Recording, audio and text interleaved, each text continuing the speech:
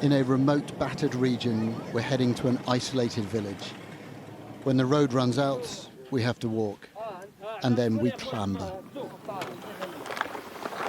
This is a picture of destruction. Here's the first thing we see. Inside that red bundle is the body of a small boy, carried by his father as his grave is still being dug. The child is laid down. There's no ceremony because there's no time. This burial site is the only bit of land not covered in rubble. There's a mass grave here, but it's already full.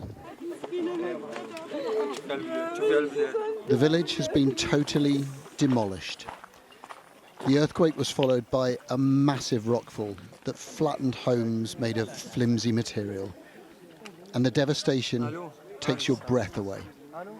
Then there's the smell of death. You can't escape it. Under this rubble, bodies are beginning to decompose. There are no big machines, no helicopters. They just can't get here. So people dig with their bare hands. Rescue teams have arrived, using dogs to search for anyone who's still alive. But hope is slim. Well, everywhere you look in this mountaintop community, there is absolute devastation. Now, the rescue teams have just arrived. They are working inside the remains of this house. They know that there are dead bodies in there. They just don't know how many. Lots of the locals have gathered to see who is brought out of here. And on the other side of the valley, we can see people waving and screaming for attention. They are completely cut off.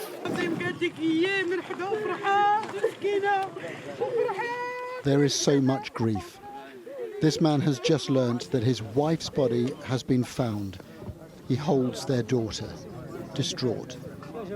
They weren't at home when the earthquake hit. The pain in this village is boundless. We only meet one person who was here on Friday night and survived. Ibrahim is racked with guilt that he couldn't save anyone. Nobody was here to help us that night. Many people were screaming. I was so lucky to get out of my house.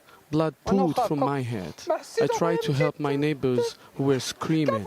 I tried digging with my bare hands, but I couldn't. It was so hard.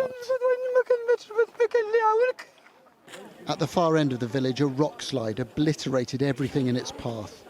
Here we find the British rescue team with specialist equipment and long years of experience. They know this will be harrowing work. Yeah, you are. You're linking in, and don't get me wrong. We often shed a tear when we're telling people bad news. But this is what we do. We're trained to do it. They need us to be strong, focused, task focused, and that's what we try to do. Another body is brought from the ruins. There are so many more to find under this sea of rubble and wreckage. This town and its people simply torn apart. Adam Parsons, Sky News, Imi N'Tala.